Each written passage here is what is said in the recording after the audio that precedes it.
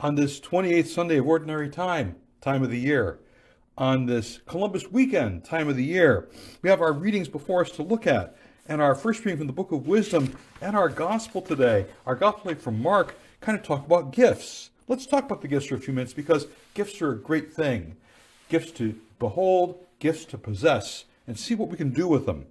In our Book of Wisdom today, there's conversation around the idea of gifts, priceless gifts, good gifts, gifts that we want to hold on to, gifts that, let's say, are just filled with splendor, gifts that come from God, countless riches in our hands, good things to hold on to, bringing, let's say, depth to life.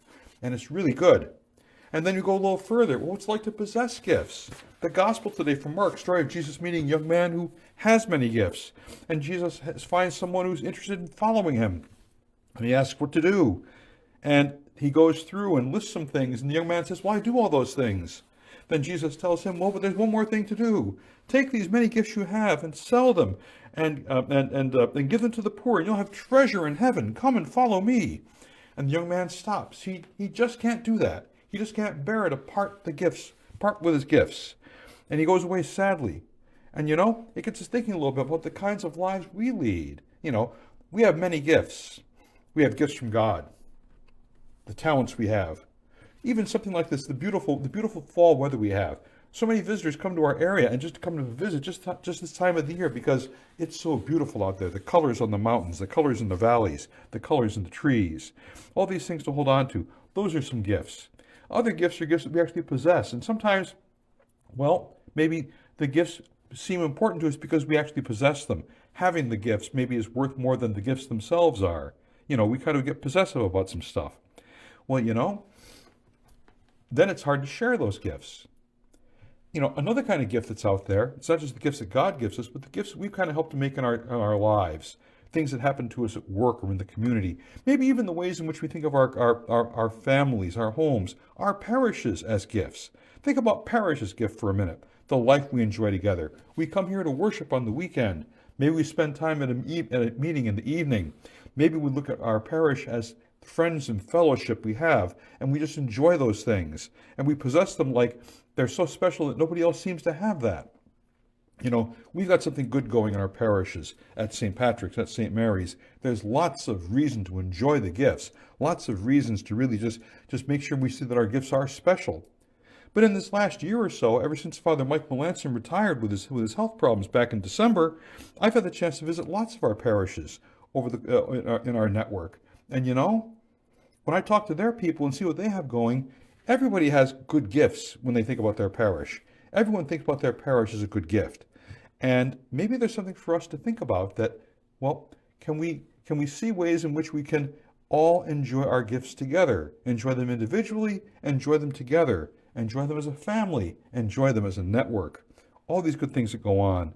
And what prompts me to think about this way? Well, I was away for a few days this week and I was catching up on my emails. I had many, many emails to read. And one was from one of the parishes up north, back up in Warren County, where I used to be in the early 90s. And it was one of the pastors writing about how one of their parishes up there was closing. They were inviting people who knew the parish. Did they want to come back for a visit, let's say that last weekend that they'd be having Mass later this month? And I was reading that with some sadness because I know those people in that community.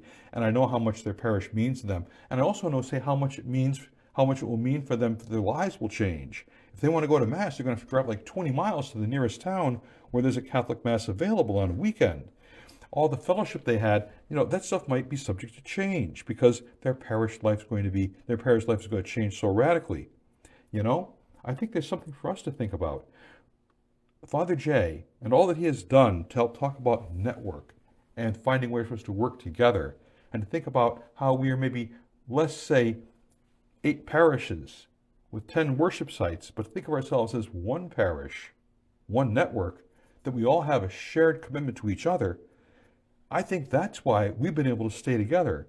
We're keeping our parishes open. Some places, their parishes have closed, and that's sad. But through our efforts, the things we do, the sacrifices we make, the commitments we offer to each other, those are important things to keep in mind. I think that's a good example of using our gifts in good ways, that we see the value in the gifts that everyone can share in. And really, it's a way to lift everybody up. Just something to think about a little bit as we consider gift and its place in our lives. And gift, well, it might be nice to possess.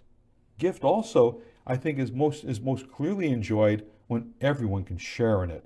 And we can all enjoy the goodness of a gift, the way in which a gift enriches everyone. And I mean everyone.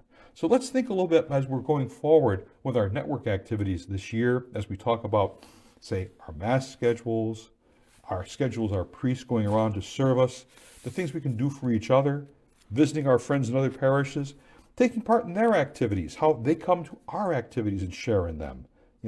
It's things for us to think about, and the goodness of the gifts that we have. Sometimes we wonder, well, does it seem impossible to try and hold all these parishes together? I know some people wonder, they've said to me, how can we possibly do this? Maybe it's just an image, something from our gospel today. Some things seem impossible to us, but not for God. All things are possible for God. God gives us these good gifts. May we find ways to share them. It is possible for us to do this, all when we dedicate ourselves to God and to God's family. Let us rejoice and be glad. We have gifts to share in abundance, enough for everyone.